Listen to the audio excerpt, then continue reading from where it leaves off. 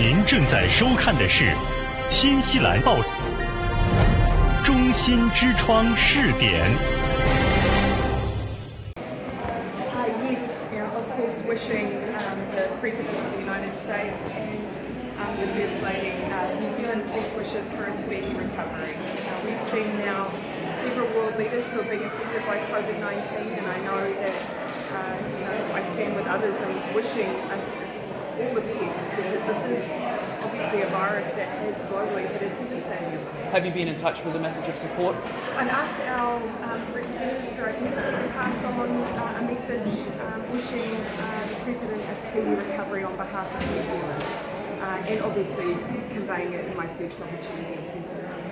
Are you concerned about the seriousness of it that he's now gone to hospital? Look, of course, I've seen media reports which state that it's with an abundance of precaution that decision is made. But I think no one takes anything for granted when it comes to COVID, given the varying range of effects that we've seen on different people.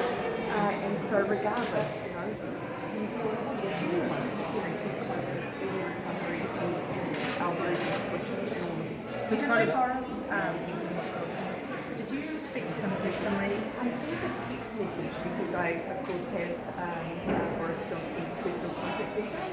As you would expect, that's not something that is, I would imagine, common for the President of the United States. So instead, we've used our official channels to pass on things.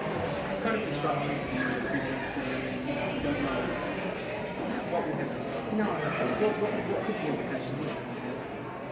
Well, look, I think at this stage, too early to say. We still haven't even seen out of the administration the likely effect they believe it will have on the election campaign. Of course, we haven't seen an election date moved before, and it's quite a process for that to happen. So at this stage, I'd say it will be highly speculative. We just haven't had anything official from the White House in that regard. You decided advance voting in the election advance voting in the elections obviously started today. Are you confident of winning, and are you confident of winning a majority? I have a philosophy of always campaigning as though it could go either way. No matter what, we can't take anything for granted, and so that's the way we've campaigned all the way through, working very, very hard, and that's why you see here today all of these volunteers out encouraging people to get out to vote, to have their voices heard. And the obligatory, how did you mark your 4 ballots? I was 2 pictures later. And for those who I've seen ask, it is you want to vote for yourself in an election. And on the referendum, I have publicly indicated that I would be supporting the euthanasia referendum. And on the cannabis referendum, I want everyone to make up their own mind. And you decided to vote early, as soon as voting opened. Can you talk us through that? For me, it was as much about signalling to everyone that those booths are open. Of course, we had a change in election date, and so this is a chance to remind everyone that that means that we have a different early voting date. It's today, the next 2 weeks. People can vote at a large number of places near to their home, and I really encourage them to do that. Early voting this time means you avoid queues, lines, congestion. You can vote safely, particularly in the environment we're in now. The risk is, though, that you change your mind in the next 2 weeks. I felt pretty confident that the vote I would cast today would be the same vote I would cast on election day. Judith Collins has ruled out Advance New Zealand, had some pretty strong words to say about them. If you're in a position to form a government and they're over the 5% threshold, would you consider working with them? No. Why is that? I think the reasons are fairly obvious. I think the fact no one's ever asked me has been because people have rightly assumed that I would not work with Advance New Zealand. You don't think they're a credible voice to have in Parliament? I don't agree with what they represent.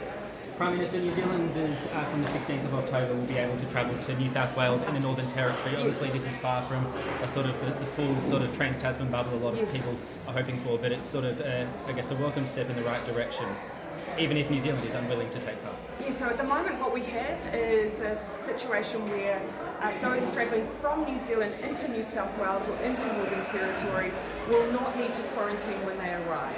However, anyone coming back the other way will still need to quarantine in New Zealand. You can see from New South Wales, they themselves are still warning their population that they're not at this stage clear as to whether they still have community transmission. And that's key for us. One of our criteria is 28 days clear.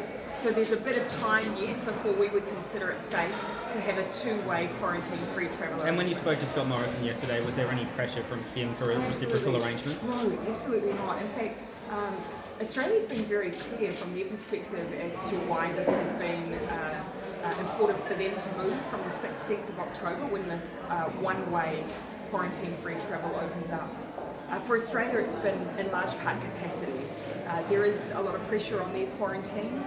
Their view is that those spaces that have been taken up by Australian citizens moving between New Zealand and Australia can now be taken up by Aussies who are stranded offshore, and that I think has been a key part of the decision. Do you think what Scott Morrison is doing is Obviously, the state premiers are involved in those decisions too, and that's why you'll see that it is at the stage of New South Wales and Northern Territory. It's not every state, even though there are some other states that have been free of community transmission for longer. So obviously, it is a call that's been taken at that level. Again, the primary reason though being dead space and quarantine. Isn't there is it a call you would have been prepared to make? Or do you think it's risky? Certainly, I can only make those decisions from New Zealand's perspective. From our perspective, we're not ready. New South Wales themselves say they're not confident that community transmission has gone from New South Wales yet. And even you see today, Queensland saying they're going to wait a while longer before they open up to New South Wales. That's a bit of an indication as to the states. Do you think New Zealanders might take advantage